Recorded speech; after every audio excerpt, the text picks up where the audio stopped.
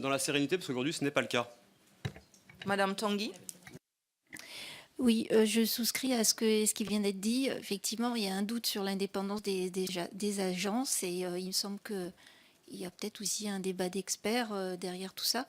Donc, il faut effectivement que les choses soient plus objectivées. Ceci dit, je pense que c'est une bonne chose quand même d'essayer d'en sortir. Et par rapport à ce que vous disiez tout à l'heure, qu'on ne peut pas en sortir immédiatement parce que ça supposerait des changements de process de production de la part des exploitants agricoles. Moi aussi, c'est ce qu'on m'a dit quand je suis allée sur le terrain. Et en fait, il y a peut-être une petite incohérence là parce qu'on dit qu'on ne peut pas changer les pratiques. C'est la raison pour laquelle on ne peut pas stopper le glyphosate tout de suite. Mais en même temps, on dit que ce qu'on veut faire, c'est une sortie progressive et puis modifier les pratiques, trouver des produits de substitution. Donc en fait, c'est juste une question de temps, si je comprends bien, parce que vous ne pouvez pas dire d'un côté, on ne peut pas l'arrêter immédiatement parce qu'on ne peut pas changer les pratiques. Et en même temps, dire, notre plan d'action, c'est de changer les pratiques. Donc voilà, il y a une incohérence là que je ne saisis pas bien. Donc j'imagine que c'est uniquement parce qu'il faut laisser le temps aux agriculteurs de modifier leur façon de procéder. Si je comprends bien, la solution, c'est de labourer, comme on faisait par le passé. Voilà. Mais ça alourdit les coûts et ça alourdit les charges des agriculteurs. Donc la question est de savoir de quelle agriculture nous voulons pour demain. Voilà.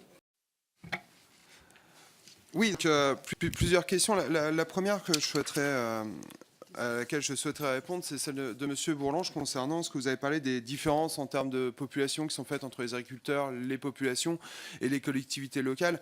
En réalité, pour moi, c'est une bonne chose parce que c'est en termes d'utilisation. Il y a un gros écart. On sait aujourd'hui que le particulier n'a pas une utilisation du tout raisonnée du glyphosate par rapport à l'agriculteur. L'agriculteur, on tourne en moyenne en France à 1,5 litre à l'hectare, sur un seuil qui est de 3 litres normalement, donc c'est déjà relativement raisonné, et les collectivités locales et territoriales, ainsi que les particuliers, ont tendance à arroser, entre guillemets, au glyphosate. Je rappelle par ailleurs que le premier utilisateur de glyphosate en France, c'est la SNCF. Quand même, ça il faut, et sur les rails, qui pareil a une utilisation pas du tout raisonnée. Donc voilà, tiens, je tenais à le rappeler rapidement.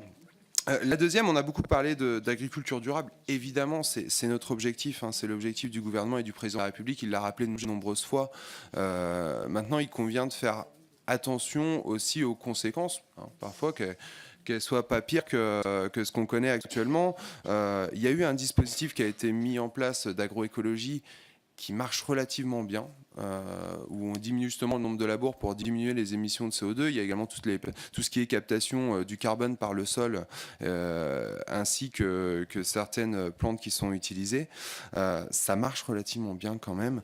Donc après, je pense qu'il ne faut pas aller chercher non plus parfois trop loin. On a besoin de garder certains rendements dans notre agriculture. Faut pas oublier qu'on va avoir à faire face au fait de nourrir un nombre croissant de personnes, une population de plus en plus importante dans le monde. Donc attention, voilà, je tiens à le dire.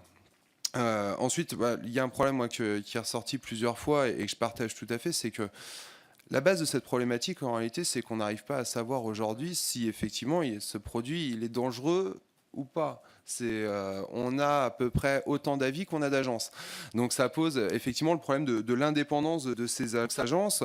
Maintenant, ce qu'on peut voir, c'est que quoi qu'il arrive, on a un doute concernant la dangerosité et le caractère cancérogène de ce produit, et qu'on a un principe en France qui s'appelle le principe de précaution.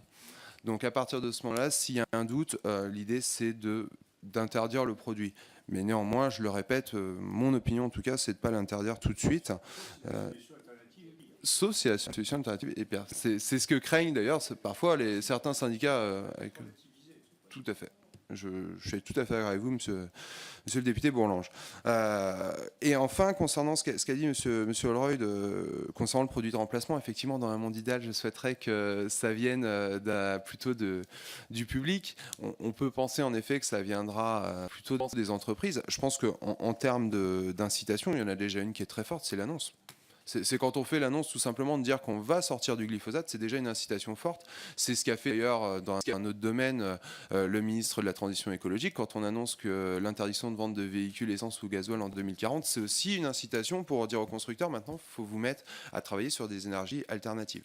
Donc je pense que la meilleure des incitations, c'est justement cette interdiction, en quelque sorte. Voilà. Merci, Monsieur Pichereau. Effectivement, je pense que vous avez raison par rapport à l'incitation, parce que moi, je vois bien dans ma circonscription, il y a une ferme expérimentale où même la FNSEA, qui pourtant se fait fort pour le maintien du glyphosate, est en train de faire des recherches sur l'association des différentes plantes pour évidemment essayer d'éviter l'utilisation.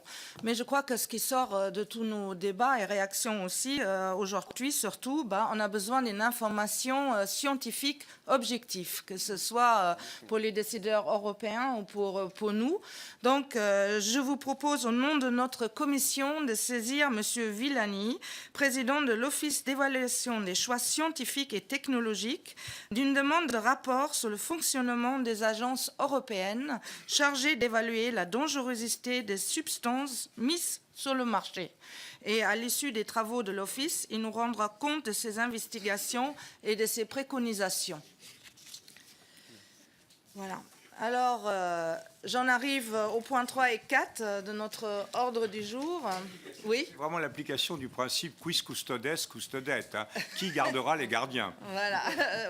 Aussi, mais je crois que ce serait quand même intéressant de connaître le fonctionnement de ces agences et de savoir aussi comment ces rapports d'information s'établissent et sous influence qui. Voilà. Donc c'est une occasion de poser cette question. Donc j'en arrive au point 3 et 4 de notre ordre du jour relatif à l'examen des textes soumis à l'Assemblée nationale en application des articles 84.8 et 86 de la Constitution. Donc, s'il n'y a pas de remarques sur les textes qui vous ont été transmis, je vous propose de les acter. Oui. Moi, j'avais juste une question sur les textes sur la pêche. C'est quelque chose qui a été validé par les États membres. Est-ce qu'il y a un risque sur le secteur de la pêche française ?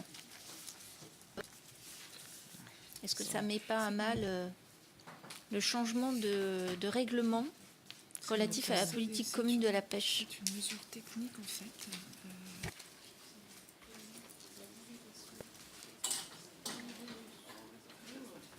On peut réserver jusqu'à la semaine prochaine pour avoir une réponse et pour approfondir cette question. Monsieur Mendes. Non? Oui. Oui. Non, mais ça bloque rien. On est dans le délai, mais pour avoir vraiment une réponse adéquate à cette question.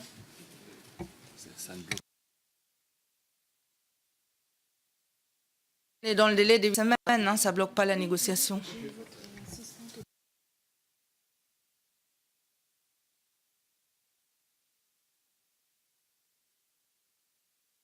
La prochaine réunion de commission aura lieu le mardi 10 octobre à 11h30 en commun avec la commission des affaires économiques et elle sera consacrée à l'audition de Phil Hogan, commissaire européen à l'agriculture. Donc ça tombe assez bien. Voilà, merci.